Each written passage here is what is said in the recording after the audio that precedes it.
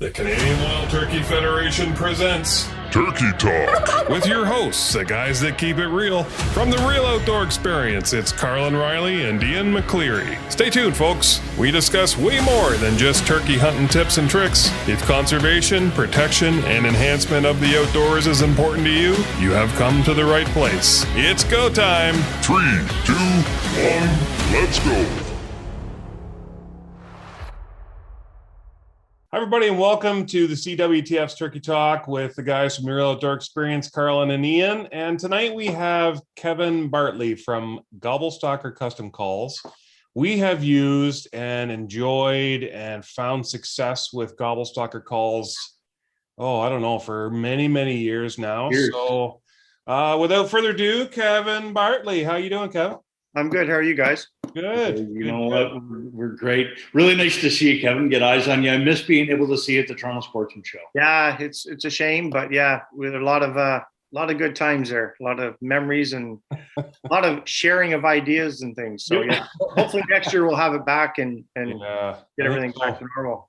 Funny, one of the common themes is just how often, we're missing seeing those people that typically we just rely on seeing at the sportsman shows and stuff like that, and how much we miss it when we don't get to do it. So it's really nice to get eyes on you. You look great, and thanks for giving us some time today. Yep, no problem. My pleasure. Thanks for having me.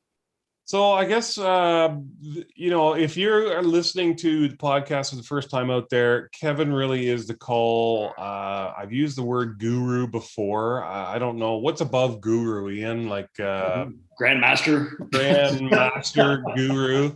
And we just talked about the Toronto Sportsman Show. Anybody that's been there and you walk in the entrance number 1, Kevin's booth is normally right there on the right, and you can hear turkeys as soon as you get in the building, and it's usually Kevin or somebody at his booth. So, and I truly miss that show as well. But so if you're a first-time turkey hunter or listening for the first time, pay attention. A lot of information about all of the different types of calls, what's available, and some tips and tricks I'm sure Kevin will throw in there. So where do you want to start, Kevin? There's so many different calls to start with. So yeah, well, I get asked a lot about mouth calls and pot calls and box calls and push buttons, and I just realized I didn't grab me a push button call. I could go grab one, but we'll see if we need one. So I guess what I get asked mostly is, well, what call's the best call? And just like I get asked a lot about, well, what makes your calls better than somebody else's, or vice versa, or anything like that. And I tell everybody, I says, every call will work on a given day.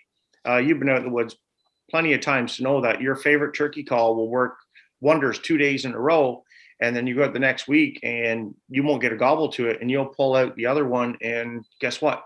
That's what they're answering to. The worst calls I've ever heard have been real birds. Yep. Yeah. So I always remember the day I was hunting on one of my farms by myself, and I was far away from the roost because there was a big bird I was targeting in there, and I heard this call, and I thought, that's somebody in my roost with an crappy old box call or something, because it just sounded absolutely terrible, and I was frustrated and angry at the time.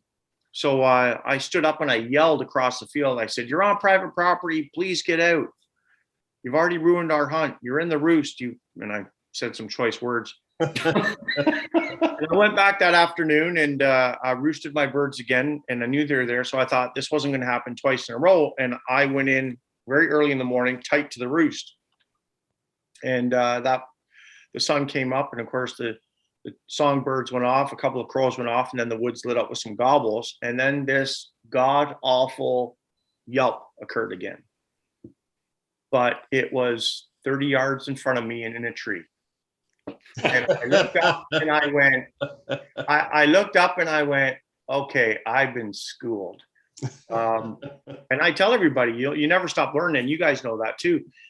You're always learning. Every day Mother Nature will teach you something in the woods if you let her. So from that day on, I never took for granted what I heard in the woods as a human or a real bird. So yeah, so even if you're not the best caller in the world, it doesn't mean that you are not going to be successful. I know quite a few hunters that are what I would say below average callers, but they always have successful seasons. They call birds for their friends, because a lot of times we overthink what we're doing and we try to be that perfect competition caller. But in the wild, that's not reality. So people, if you can let go a little bit and just trust yourself and have confidence in what you do, a lot of times it'll bring success. So yeah, but how do you go from just being a passionate turkey hunter to making that decision that you actually want to start making your own calls? yeah, it was a big jump for me. I was turkey hunting and I wanted a specific type of striker and I couldn't find it. And so I bought a little mini lathe and I started turning strikers. That's how I started. I was making strikers very similar to something like this one, a custom striker. And I was making some of these. And next thing you know, I was at Gagnon Sports actually. And Jerry Gagnon knows me pretty well. And he said, well, you should bring some of those in the store. I'm sure we could sell those. And I couldn't keep up. And they were at the Sportsman Show one year, and I went to the Sportsman Show with 30 strikers, which I thought was like a lot. And before the show opened, I had 5 left because all of the pro staffers from all the other booths found out I had these and came over and bought them all. And I'm like, okay, there's something going on here. There's a big hole because nobody was turning custom pots or anything in Canada at the time. In the US, it was quite big. And I knew a couple of really good championship call makers in the US that actually close friends of mine now. And one of them I talked to and I said, Jesus, I told him about the strikers. And he says, is nobody turning calls down there? I said, no. He says, well, you're stupid if you don't get onto this bandwagon. So I said, well, I don't know. I don't need another job. He said, well, go ahead. I'll give you the dimensions to turn a pot. I said, no. I don't want anything given to me. I said, I want to try it myself. I said, just tell him. So he said, look at these videos. And I went on, looked, and I bought some wood. And I remember my first pot was, he sent me a couple of pieces of slate and some soundboard material, actually.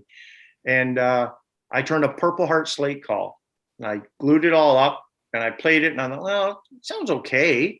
And I called him up, and he said, play it for me. And I played it. And he said, did you take the dimensions down for me? And I said, yes. He said, tell me the dimensions. And I told him the dimensions. And he said, you're almost bang on what you need to be for a slate call with that wood. And I'm like, really? So then it just went from there. And I started recording dimensions for different woods and different stuff and what made a call more raspy. And now it's all up here. I don't even know where those pieces of paper are anymore. But if I turn a pot call and say I want a glass call that's really raspy hen out of this wood, I know roughly how big and wide my pedestal needs to be and how high from the glass the soundboard needs to be to get that rasp. So it's just, I guess it's been what I've been doing 18 or 19 years now. So yeah. So cool that you actually use the terminology playing it, because I've said for years that being proficient with any type of call, it's akin to playing an instrument. And you're not just going to pick it, like nobody would imagine picking up a flute or a guitar or anything like that and imagine that they're just going to be a maestro. Yeah.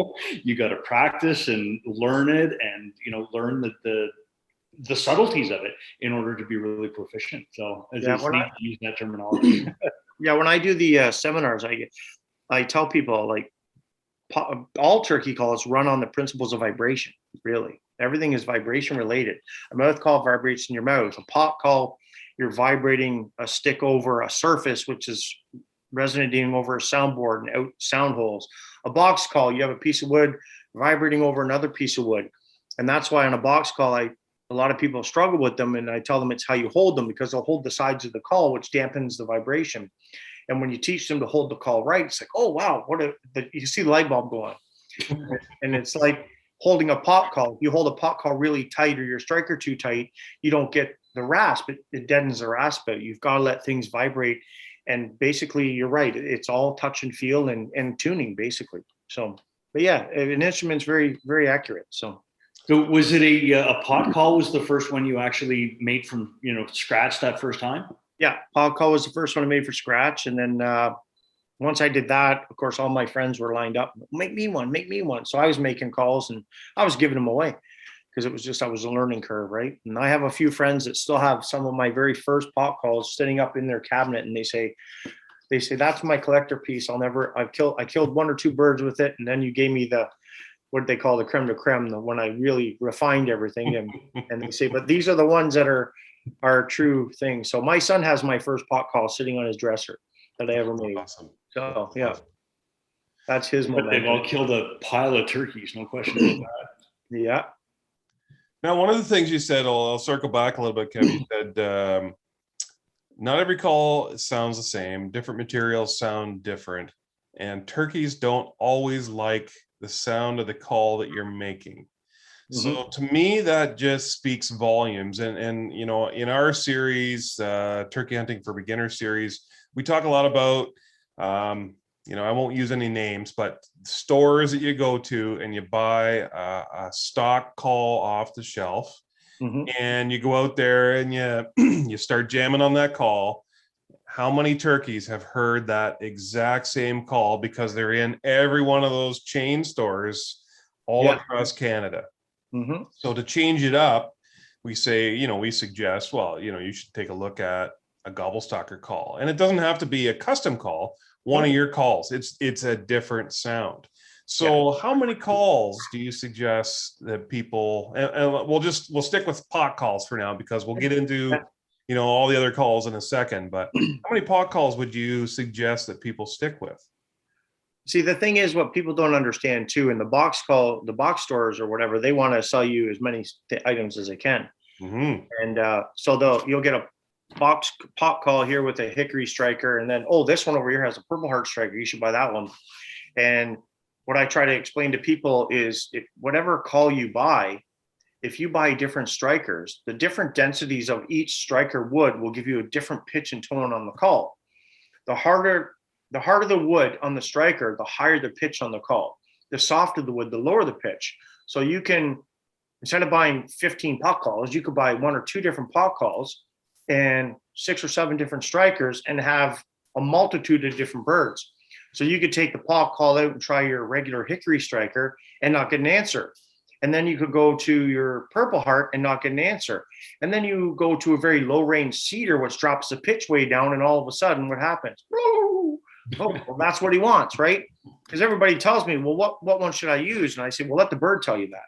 Right. So, and every day it'll be different. So, yeah.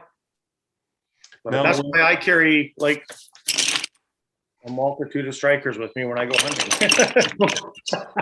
Likewise.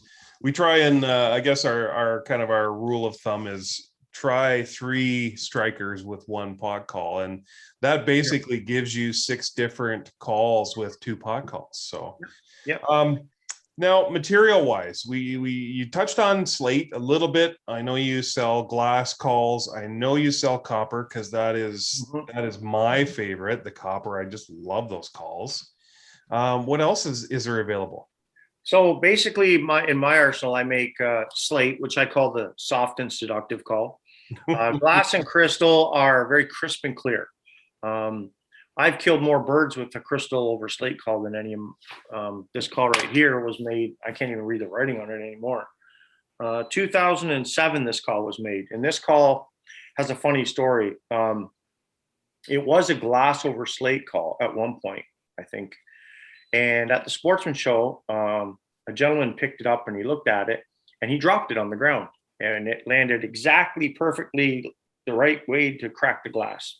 And when I went home, I didn't have a piece of glass that would fit back in this call, because when I got my next delivery of glass, it was a little bit bigger. So I had a piece of crystal, and I put the piece of crystal in it, and it was just a fluke, because nobody had ever run crystal over slate before. And I tell you, this call has killed more birds, and more of my pro staffers have tried to take this call home from the sportsman show. And I always make sure I have it in my bag at the end of every day. So, so that is probably the oldest call in my vest, but it's my go-to call. So, what is it about that sound, do you think, that just makes it so?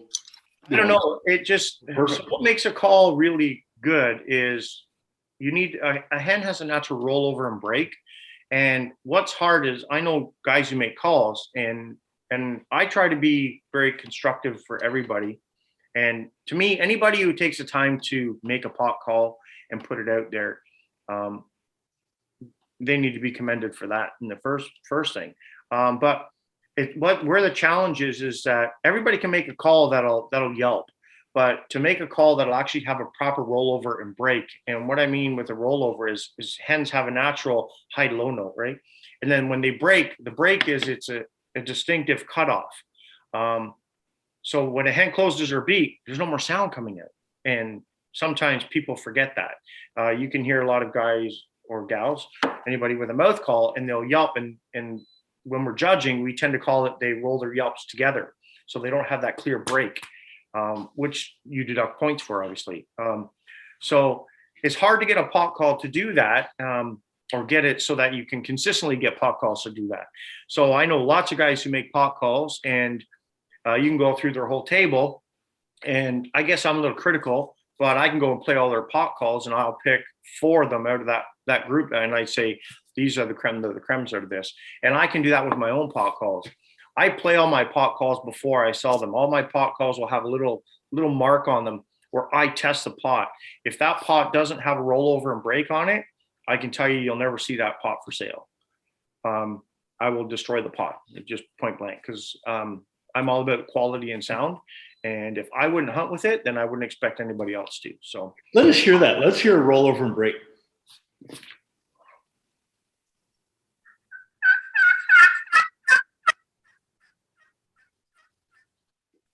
A little echoey in here, so I apologize. So. I think it's maxing the phone out. Yep. Yeah. So, but that's the thing with them. Like every call, like I said, will kill birds on a given day. So you just need, the biggest thing for people is have confidence in yourself, practice with it at home. And then, because if you go out to do anything and you're not confident in your ability, then it makes it tough for you to succeed. Right. So, and there's no real luck in the draw when you're doing stuff like that. So I tell everybody, practice, practice, practice. Everybody asks me, well, how did you get so good on a mouth call? Well, I practiced for hours. How did you get your wife to let you do that? I didn't. I used to live I still live in Port Hope, and I used to work in Scarborough. So that's an hour drive. So I blew a mouth call from the time I all in the car, 2 hours a day. So, and that's how you learn. It's all about practice. So that's always actually really funny. I've seen that in traffic. You look over and you can tell somebody's practicing with the diaphragm. It looks pretty funny when they're doing it. That's the spot to practice. Yeah. I still remember when I was learning to gobble on a mouth call, I was with my buddies, and when I gobble, I shake my head. And there was multiple times I would pick my mouth call up off his lap. So yeah. So it's like spitting out your false teeth. Yeah, for sure. That's all part of the learning curve. So yeah. That is something that Carlin and I like, just to circle back to Carlin's point about having a unique call. And I really like having a couple, like we've been really fortunate to have some of your custom stuff at our disposal, and being able to go into the woods knowing that nobody has a call that sounds like mine. And that it's just cool, and that's, I think it does make a difference, particularly with pressured birds, if they do hear a lot of the same thing. But I think that woodsmanship is going to kill more turkeys than proficient calling, but you've got to be, as good as you can be at both, ideally. Yeah. Like Carlin said, he loves the copper call, and I kill a lot of birds with a copper call if I'm hunting late season. Why? Because those birds have heard all the Primo's Freak calls and Quaker Boy calls and my Slate calls or whatever. They've heard all those. A copper call, I find, has a different frequency and pitch and tone to it that is very unique. And some days it's just one of those calls that you can try everything in your vest and nothing will work. And then you pull that copper call out and they come running. And I don't know why. It's just one of those things. If we had all those answers, we'd be rich. But it's funny you say that, actually, because in later season, that is something like it. That's in my, sort of the second half of the season box of tricks to go to. And that it does have a crisper, higher pitch to it, and it's a little bit louder than my other calls. And I like using it because then the foliage is all out. The grass is tall, the leaves are out, and I think that the sound is just penetrating a little bit better. But it, the fact that it is something that nobody else is, or the turkeys have never heard before because no one else is using it, is a plus as well. Yeah. Aluminum is very similar too. It has a different frequency and pitch too. I don't do a lot of aluminum calls. I get requests for a couple each year maybe, but copper seems to be the way to go. And the nice thing is I do my copper in a smaller pot versus the regular full size pot, because that's the size that I know that I can get the pitch and tone that I want out of. I tried to do a regular size pot in the copper. Then I just couldn't get it. One of my buddies in the States told me to try a smaller piece of copper, and there are proofs in the pudding, so works for me. So with the ceramic piece, I like this. Some of the ceramics you can actually use when they're a little bit wet. And I remember you actually gave me the tip about carrying a lighter in your pocket, because if you do get the drip right onto your slate, you can put it away for the rest of the morning. But if you take a lighter out of your pocket and just give it a quick little heat, just enough to get rid of the drop of water, you're back in business again. That's saved me a bunch of times. Yeah, that works quite well. Just don't light the wood on fire, but but yeah, the ceramic pots with an acrylic striker work completely wet. Like at the shows, you've seen me pour water on them and run them completely wet. That works quite well. And then they work with every other wooden striker that you have in your vest also. You just can't use a wooden striker in the rain because the tip absorbs moisture, which then deadens that vibration. So then the sound is not there. So funny, because how many days of the year is it, wet or rainy or drippy, and our normal repertoires of boxes and pod calls we just can't use. And that's one of the reasons why I really like being proficient with a diaphragm. Number one, there's a movement factor and being able to call when nothing's coming in. But I've been using them for 30 years, but I still choke on the friggin' things. Yeah, a lot of people they just can't get over the gag reflex, right? So it's one of those things. You're either going to be able to do it or you can't. Like, some of my pro staff, I got pro staffers that are proficient yelping and cutting, but they can't purr. So, and they just know they can't purr, so they just use something else. So they don't let it distract them. So, yeah. Speaking of the waterproof, you've got a waterproof material on the paddle of some of your box calls. Yeah, that's was it specifically with that in mind to be designed to used in a rainy application, or is that just in case it gets wet, you're still going to be? Well, it was a twofold. It was designed so that one, you can use it in rain, and then also you don't have to carry a piece of chalk around with you and chalk your box. So you don't have to do that. So it's a maintenance-free box call basically. So yeah, that was the design of that really. So that was about 2 years to get the formula for that, so to write for here. So yeah. And that's a homemade concoction. We're not going to ask you to share the ingredients or your secret recipe or anything like that, but that is something that you are making on your own when you put it on your. Yeah, I mixed 3 different things together to make that and apply it to the calls, and That's something else that when it just comes to sort of maintaining your box calling, you hear a lot of chatter about tuning your box call, or don't you want to chalk your paddle, not the sides of the call. For somebody that is just starting out, how do you maintain your box call? So I tell everybody, just apply chalk to the lid. Just take your chalk. When you get up in the morning, you're going to go out, just add some chalk to it, and you should be good to go. You shouldn't need to sand or do anything like that. Over time, if you use a box call a lot, you could maybe want to get a little bit of sandpaper and scruff a little bit of that chalk out of the grooves, but you don't want to take the bevel off the box at all, because the lids are beveled. So you want to keep that, because if you sand too much, you can destroy that and get grooves in it, and then your box won't have that nice smooth.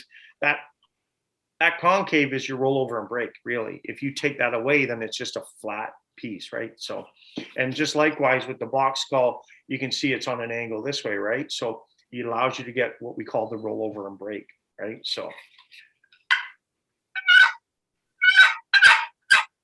right. So, And when you come down, you lift up. But that's why you have the spring there. So you actually have room to move that back and forth. So when you come up, you can actually pull up. You can pull up, right? So. See, a lot of guys putting an elastic band around their box call and just using it to sort of do short. Yeah, or some guys will put their thumb here and that's just individual styles. Yeah, I do it like this. But yeah, it's all personal style and how you hold your call too. You can hold it this way, you can hold it upside down. It's all personal preference. And again, it's where you have confidence in doing it. There's no wrong way to do it. I just tell people don't hold the edges, because if I hold those edges, so if you hold the box down here, I hold the edges, takes the vibration. You lose the vibration, you lose that rasp. And rasp in a hen, we all know is that the older the hen, the more rasp they seem to have. So we call them those old raspy hens. I call them the old bitchy hens, right? Because that's the one you're targeting. Because when the tom won't come in, or the hen it's those old raspy hens that are going to steal the tom away from you. So if you can get her upset to come in to find the other hen that's making the noise because she's upset and wants to lay a beating down on it, a lot of times those big boys are just following her in tow. So if you can't get him to respond, call to her. Exactly. Awesome. Yeah. Box call is one of the ones that I struggle with. And for every, 8 decent notes that I get out of it, I'll, end on a terrible squawk or it'll squeak. And I tend to use it more as a locator. And when I do get a tom that's responding to me, I'll put the box away and pull out a pot call and, start doing purrs and clucks and stuff like that. Do you have a sort of, what's your process with that? A lot of times I will always run two calls. I'll always have a diaphragm in my mouth to finish. But if I'm calling a bird and he's answering a pot call and he won't answer the mouth call, I might try some different mouth calls. And if he never answers a mouth call, I just keep one in anyway. And I'll call with the pot call or box call if that's what he's answering at the time. I let the situation dictate what call. But sooner or later, I have to put the call down and hold my gun or my bow or something. So then, as I've been calling with my box call or pot call, the next sequence I might use the mouth call instead, so that he knows there's 2 birds there. And then all of a sudden, one's not yelping anymore, but there's still one there. So he may still come in to investigate, and he knows there's still a bird there. And a lot of times, all of a sudden, when he doesn't hear that pot call anymore and you hit him with the mouth call, he'll fire off because like, oh, you're still there. So yeah, you're not the one I wanted, but I'm not, but you're there. So yeah. It's late at night. Yeah. He went from being fussy to not fussy. So yeah. And if you get them excited enough, if you get them really wound up, a lot of times once you've got them going, you can just put anything but the kitchen sink out there and they'll gobble at it. So. Well, gobbling at it is one thing, but actually coming into gun range is so very different. Like I've been so frustrated by turkeys that will gobble at every single sound I make, but won't come into range. Yeah. And other times, you don't hear anything, but then suddenly there's a tom at 25 yards. How many times have you sat there for 2 hours and then when you stand up and take one step out, because he was around the corner. We've all done it, and it's going to happen again. What's your take on imitating fighting birds and doing the fighting purrs and stuff like that? I've done it, and I've been successful in harvesting birds with it too. I use it as a last resort when I know they're there and they're not going to do anything, or they're just not responding as I want, and they give you what I call those courtesy gobbles, like 1 every 10 calling sequences you get I'm here, yeah, but you come to me. Because what people don't realize is in the wild, the hens go to the toms to be bred. We're trying to reverse that role. We're trying to get the tom to come to us. And the term henned up is a turkey hunter's worst nightmare, right? So he's not going to leave 3 hens to come to you. So what we do is we try and intimidate one of the hens or the boss hen to come and drag everybody with her, because typically the boss hen, everybody will follow her, males, females, young and old. So if you can do that, that's great. Other times it's just you may have 2 or 3 toms there, and one tom will finally say, you know what, I'm not going to get anything here because I'm at the bottom of the totem pole, and he may sneak off and come in. And a lot of times they're the birds that come in silently because he knows if he starts gobbling, the other ones are going to get mad and come to beat him up. So they're usually the ones that will come in silently because they're trying to sneak in for a little love. So yeah, the satellite toms. Yeah.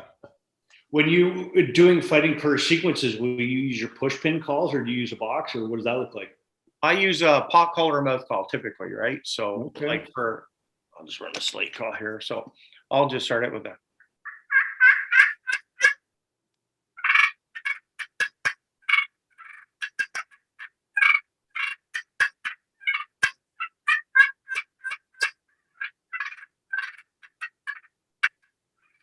A lot of times I'll have a mouth call in too, and I'll start reacting again with, so it's like 2 birds going at it, right? So, because with the mouth call, the brand new, not even broken one. So, but yeah, so a lot of times I'll run that and then that. So there's like 2 birds really going at it, and maybe ruffle some leaves or whatever. And sometimes it'll work, sometimes it doesn't. But you know, you don't have anything to lose. So.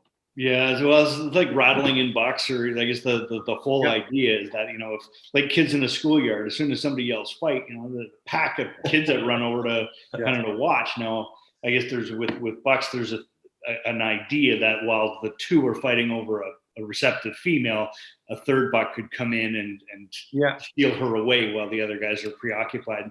I guess the same theory can hold with turkey. Yep. Yeah, I always get asked, guys probably get asked this too. When should I put a Jake decoy out? I get asked that. So what decoy should I run? What decoy should I run? I put a Jake out and the toms run away, or should I run a tom decoy, or should I run a Jake decoy? And 90% of turkey hunting for me is about scouting. You need to understand the birds that you're hunting. You need to understand the hierarchy in the area. I won't go out on opening day and run a Jake. Typically I'll just run some hens, maybe a feeder and an upright. But if I go and I'm scouting a property and I see I have a dominant tom running the Jakes off all the time, well, guess what? I'll go and I'll put a Jake over top of a breeding hen. And 9 times out of 10, when that boss tom sees that, I already know he's running all the Jakes off and asserting his authority in the area. A lot of times he comes into the decoy for a fight. So, and he loses. But well, it's funny that you say that. I remember watching, you know, putting turkeys to bed and, you know, watching through a spotting scope, a group of Jakes that were just giving a tom such a hard time. Like one-on-one, they'd have lost all the time, but the 3 of them together were an intimidating. I guess, you know.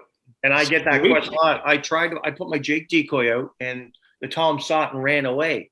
I said, well, if you scout your property and you see the Jakes pushing the tom off, a group of Jakes will beat the crap out of 2 toms, then don't bother putting the Jake decoy out. That's for sure. If you want to harvest a Jake, put a tom decoy out. They'll come in to beat it up. So yeah.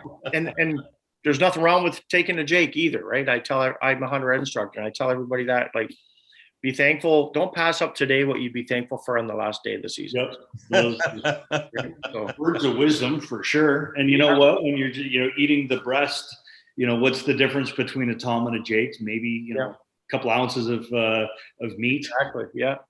My wife says Jakes taste better than toms anyway. So there you go. Tends to happen with the younger animals, doesn't it? Yeah. When you are talking to sort of the younger, you know, people, or perhaps somebody that's new to the sport, you say, you know, buy sort of one of everything and practice with it, or buy one and get really good with it. Where would you suggest somebody start? Well, a lot of times, like if I'm present, then I can go over stuff with them and you get a feel for what they're good at or what they're going to grasp easier. And I'll tell them, well, you know, try this first. And a lot of people, well, I really want to learn the mouth call because they understand the hands-free principle.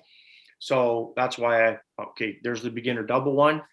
Beginner double mouth call is done. It's not stretched really tight. So it doesn't take a lot of air to make it work. And without any cuts, it doesn't have any rasp, but it's not designed for that. It's designed for people to learn on, to get comfortable putting it in their mouth in that palate, in that spot, not have the gag reflex, and get sounds out of it. I think I've told you guys before, I can teach a kid to mouth call faster than an adult any day. Because as an adult, we tend to overthink things, right? A kid will listen and do what you say. And as an adult, we put it in our mouth and we want to yelp right away. I want to get a yelp. And we try to yelp. And I tell the kid, just put it in your mouth, blow, get a squeaky sound. Once you can do that consistent, take it out, put it back in, get a squeaky sound, come back and see me at the booth. And I swear, an hour later, they come back, look, okay, now do this. And I tell them, roll, do your jaw up and down. You get a high and low note. And they do that. Okay, go away for a half hour, come back. And now I tell them, now say the word chalk. And next thing you know, in 3 hours, they're running around the sportsman show. Look at me. I always get a kick out of that because there's always, 25 kids running, up and down the aisles, squawking and making noises. And that's what I live for. I love to teach people to call.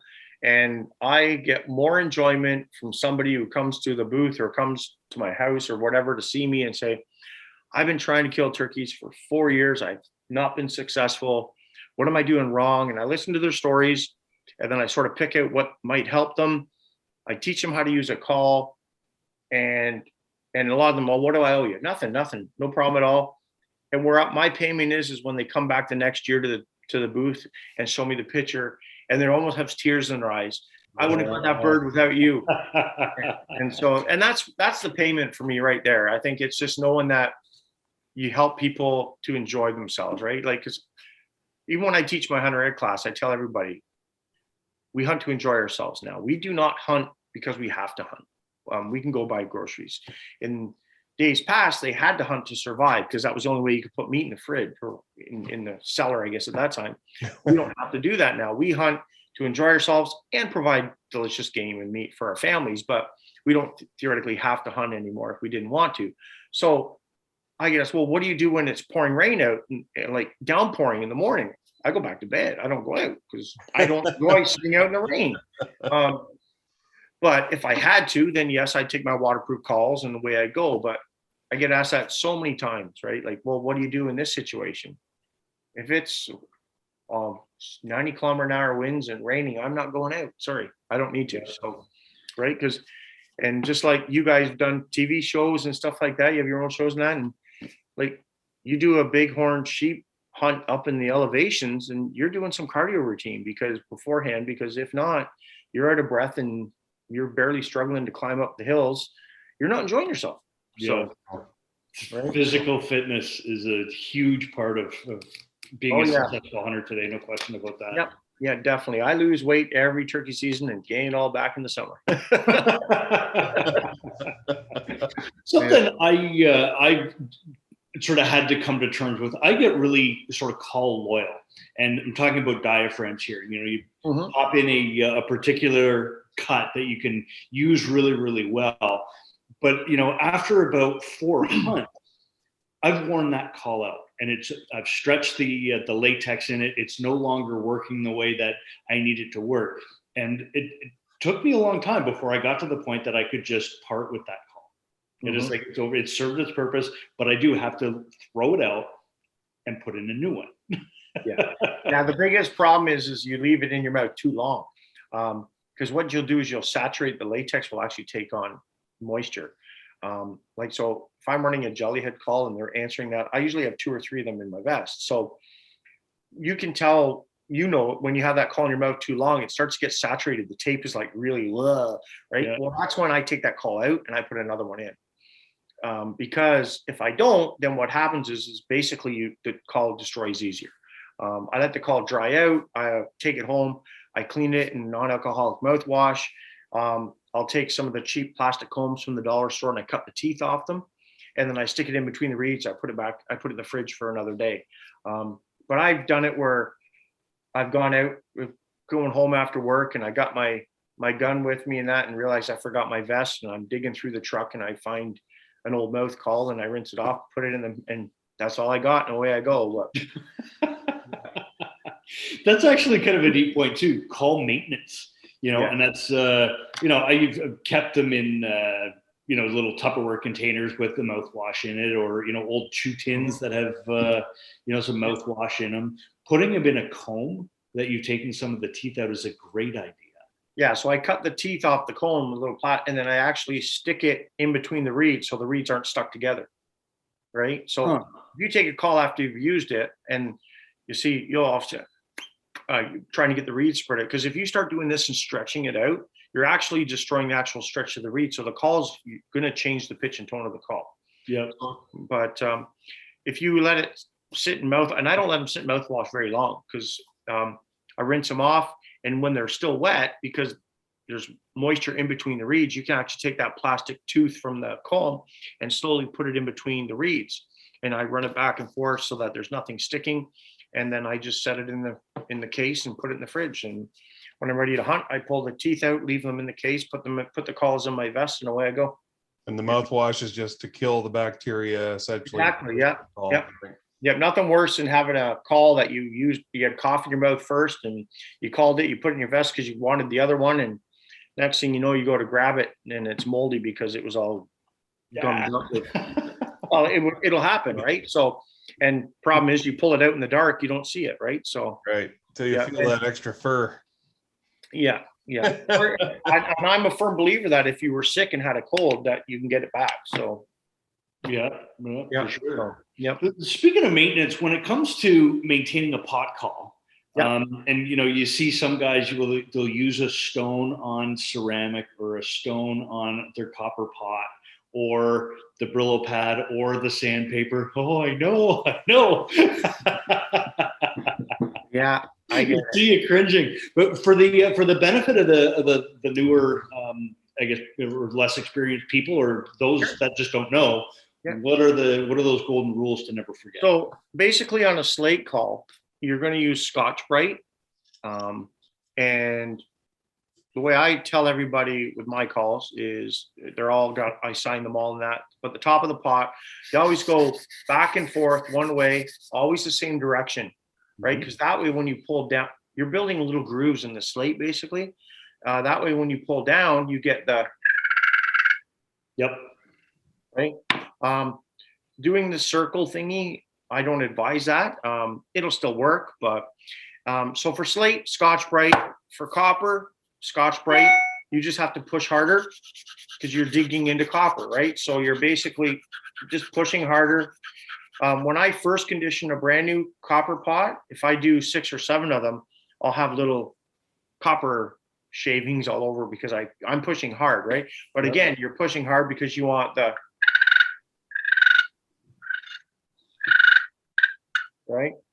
Now, waterproof ceramic, I don't recommend that you should need to surface that.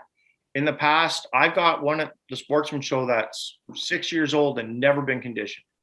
Now, if you do have to condition it, I recommend you just use 80 grit emery cloth, the same as you would for glass and crystal, and then just lightly scuff it one direction again. Everything is always one direction, always back side to side. And that way you go down against the grain, right? Glass and crystal, again, side to side, right? And the more you condition it, the better it gets, I find. The glass and crystal, is that sandpaper that you're using there? This is 80 grit emery cloth, okay? But, and you just go side to side on it to scuff it up. And how I do my pots, I do have conditioning stones that I use. They're very fine stone. For a brand new pot like this one here, I will actually, you can start a pot with emery cloth, but your fingers are going to burn because you're pushing really hard trying to score the glass. The stone gives you a lot easier quickly to get it started, and then you can fine tune it with your emery cloth, right? So you start out and then you just slowly get it to the way you want it. So I know at one point, Kev, you were including the Scotch-Brite in all your calls. Do you still do that? Oh yeah, for sure. Yeah. All my calls come with a striker and the stuff to maintain it. Yeah. And that stuff's almost impossible to wear out too. If you condition your call, that Scotch-Brite should last you forever as long as you don't. The Scotch-Brite is also nice for just cleaning the end of your striker off too, right? So That's an important piece is knowing how to maintain your striker also.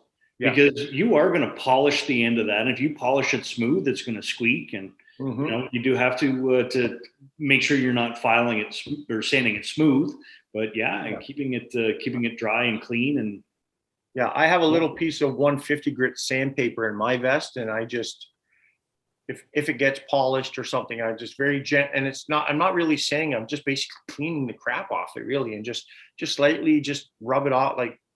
But I always go upwards because there's a concave on the striker, and I'm always going with the curve that's already in the striker that I've put in. So, right. Well, with the pool players, they'll tell you to don't cue the chalk. You got to chalk the cue. Is that the same with strikers? Pretty much, yeah. Take the sandpaper to the striker. Don't rub the striker on. Yeah. You don't want to take your striker and do this. Yeah. No, just lightly, just yeah. Kev, pushpin calls. Yes. What would the application be for that? Now we have a couple. I've used them a couple times. I kind of stick more towards the pot call myself. Just preference, but the pushpin call is very easy to use. It's very user friendly. For instance, like you guys have been at my booth and the 4-year-olds come over with their dad and they're pushing the pushpin call and making turkey sounds, right? The nice thing with that is it's a call that anybody can use. Basically, you hold it, you push the pin, the piece of wood goes over the peg and makes the yelp. I have them here. I just didn't bring one right here, but they're just very user friendly, easy to use, one-handed operation, which is also a benefit. Pardon me. I did have some that actually mounted on the gun mount, but one of those, since then some of those parts have become obsolete and I can't get them anymore. So it's kind of a cool concept though, like mounting it underneath the barrel so that when you're sitting, in your shooting position with the gun rested on your knee, with a piece of string that's attached to the peg, you can still pull the string and make the sound virtually motionless. Yeah, and push pins are very easy to purr on because you pull back slowly and it just does that little purr, and it works out quite well. It's fantastic. A lot of birds have been killed with pushpin calls, and a lot more will still fall victim to them. So, right. I know guys that's all they use. That's all they carry is a pushpin call, and that's all they hunt with. So, and they always get their birds. So, you don't have to have all those fancy calls to go out and kill birds. Like I say, every call will kill a bird on one given day. You just have to be there the right day. So I think half the addiction is all the gear. Where most of us are gearheads and we just love all these little trinkets and buy the vest and then you fill it up with all kinds of stuff that you never use, but it looks cool. I thought it was great when my son, when he was 8, wanted to start coming turkey hunting, and he was my pack mule. It was awesome. Now he's 13. He'll be 14 before this turkey season starts, and I think he's catching on. He still carries the blinds in though now, so that's all right. So I would encourage anybody to look at a custom pot call. Like if you're just going to invest, and it is an investment. There's a bit of a sticker shock when you are looking at a custom call versus going into Walmart or Canadian Tire and just looking at what's on the shelves. But knowing that you're going to be the only one in the woods that has that particular call is just such a confidence booster. And the sounds that come out of your calls are so lifelike, and they're fantastic. So I would encourage anybody to, I think you're better off, like if there is a sticker shock and you can't necessarily wrap your head around the expense, save up for a year and buy it next year. But you do want one of those calls in your vest. Yeah, and it's something like I can personalize calls. Like people will order them when I'm turning. And they'll say, can you make me this one out of this wood for me? And can you make one out of that wood for my wife? And I'll write their names on them and stuff. And I've made turkey calls that have been wedding gifts for groomsmen. That's right? awesome. Make a turkey call and it says, "Oh, thanks for being at my wedding," or "Thanks for standing by me," stuff like that. So it's just. And the shame with that is that they're so pretty. You don't want to use one. I've got a call that you made for me, and it's sitting on a shelf. I can't. I don't want to scuff it up and bring it into the woods. Yeah. So I do the picture calls. I do a lot of the ones for guys who get their birds and can you put the picture under glass? Because I have one at the show with my son in it. Yep. And well, that's a good idea. Could I get you a picture of my first bird? Could you do it for me? Yeah, I can do that. And I said, "Do you want it scuffed up?" "Oh, no, I'm going to put it on my mantle because the wife would never let me put the fan up." So yeah, I'll get away. I think I can get away with a turkey call. So yeah, with their bird in it. So, but yeah. Oh, that's fantastic. And Kevin, if people do want to reach out to you, is Facebook the sort of the easiest way? Facebook's easy right now. Unfortunately, I've got a bunch of web page issues going on. It's been down, and the hosting service has got issues. And then, right now the easiest way would be Facebook. Message me through GobbleStalker calls, and I'll get back to you for sure. Yeah, fantastic. And if people do want to look for your calls, I know that Gagnon Sports, I think it's ganyonsports.ca. Ganyonsports.com. Yeah, they have all my calls. Yeah, sorry about that. Yeah, ganyonsports.com. Yeah, they have everything but the custom pots, but anything like that. Definitely, you can reach me through Gagnon Sports also. So check out any of our turkey videos. We have lots of Kevin's calls featured in there as well. And what about email, Kevin? Can people reach you on email? Yeah, gobblestalker@simpatico.ca. Perfect. Yeah, well, hopefully one of these days the Toronto Sportsman Show will be back up, and then Kevin's booth is always, like I said, right inside door number 1 there. Great big huge booth, and lots of calls and lots of sounds and lots of buzz around all the beautiful calls you make. And Kev, thanks so much for being a big supporter of us. Thank you so much for being a big supporter of the CWTF. I'll put that out there. We'd be remiss if we didn't mention them. They are a big part of the reason why we are able to hunt turkey in Canada. So definitely. Awesome. Well, Ian, last words. Hey, you know what? Just Kevin, you're such a great ambassador for the sport and such a great mentor for so many. And keep doing what you're doing. I know that challenging times. We're all missing the opportunity to see each other face to face and shake hands and talk turkey. But really appreciate you giving us some time tonight, and it's just great to get eyes on you and see that you're doing well. So no problem. My pleasure, guys. Thank you very much. Keep doing what you're doing. Kevin Bartley from GobbleStalker Game Calls. Thanks, guys. Come up on Facebook, folks. You won't be sorry. Awesome. Well, thanks everybody for listening to the CWTF's Turkey Talk podcast. And like I said before, we are your hosts, Carlin and Ian from the Real Outdoor Experience. Tune in next time. Check out our channel. Check out the CWTF. Like I said, again, without the CWTF in Canada, we would not be as fortunate to hunt these crazy, wild, big, beautiful, yet ugly birds all at the same time. So thanks for tuning in, everybody. Don't forget, always, Ian. Hey. Keep it real, everybody. Kevin, thanks again for joining us. Thanks, guys. Take care for now. Thanks for staying with us. You have been listening to the Canadian Wild Turkey Federation's Turkey Talk podcast with your hosts, Carlin and Ian from the Real Outdoor Experience. Tune in next time as we have an amazing lineup of both guests and subjects that span across the outdoors. Don't forget, get your kids outdoors, and always keep it real.